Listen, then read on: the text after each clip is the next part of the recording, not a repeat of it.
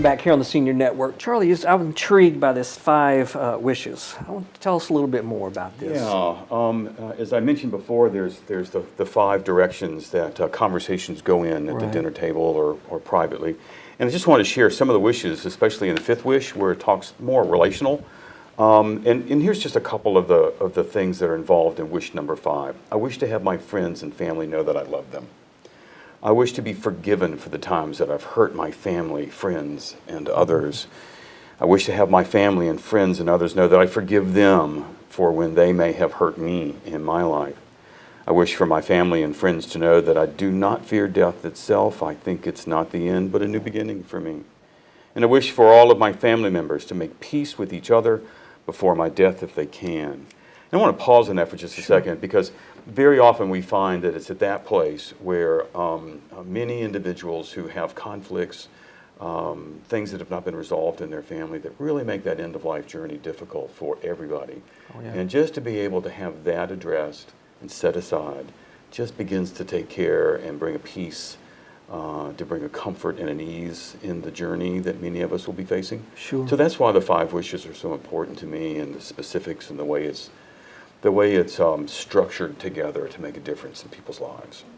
So, I mean, I can envision this now, going through that process with someone, and they start talking about these things. Do you actually, I know you guys have social workers and other staff that help you out. Absolutely. If there are other family members that need to be brought into that conversation, do y'all help facilitate that at all? Yeah, we certainly do. And depending on the nature of the conversation that needs to happen, and you're right about our social workers and myself together, we begin to form a team. Right. The spiritual components of it might be addressed to me. Some of the emotional, psychosocial elements may be addressed to the caseworkers that are social workers involved in the process. Sure. All of those things, and we may collaborate together. They may be all of us in the same room at the same time, just to kind of help people walk through that journey.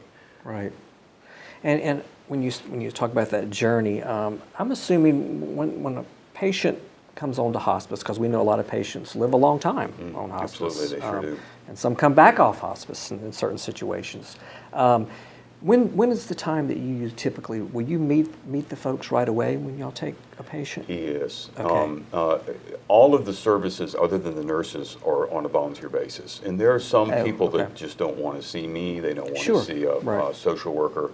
And if they refuse us, then, God bless them. And we may give them a call in a few months just to check in.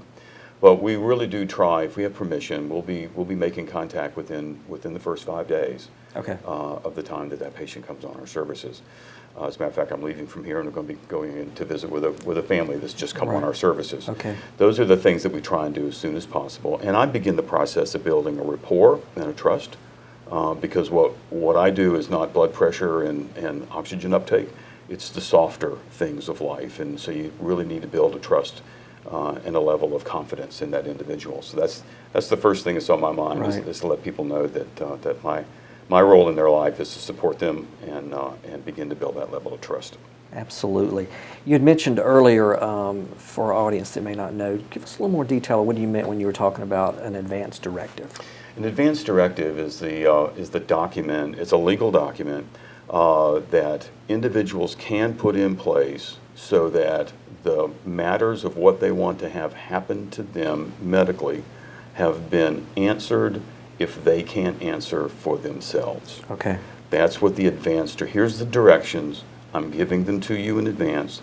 Do these things if I can't answer. Here's the person I want to speak for me. Here's the things that I want done for me. Here's what I don't want done for me. And this is what I want people to know about me and about my relationships. So that's really what the advanced directive is. We begin to direct the affairs at the end of life. Right. Advanced and ahead of time.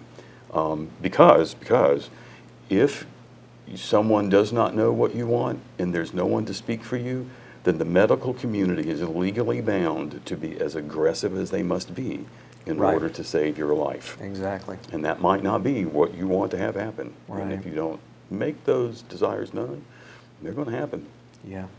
Well, I know obviously right at home we work with Hospice Care Lowcountry a lot, and I'm always intrigued by the large volunteer base that you folks have. Oh, Do my you work goodness. with the volunteers also? Yes, as a matter of fact, also today I'll be training some of the volunteers. I have an in-service with our Okay. with our training. Right. Yeah, Maggie is our volunteer coordinator, and Sure. she has 150, 160 volunteers and pets and all manner of things that go on. Everything from honoring our veterans that come on our services to supporting the family members, sometimes even walking dogs. You know, Yeah, just to be just able whatever. to, yeah, whatever's needed in that family's life. Wonderful. Great having you. I Thank always you. It's good to be appreciate the here. information you share Absolutely. with us. Brad, thank you so much for Absolutely. joining us today.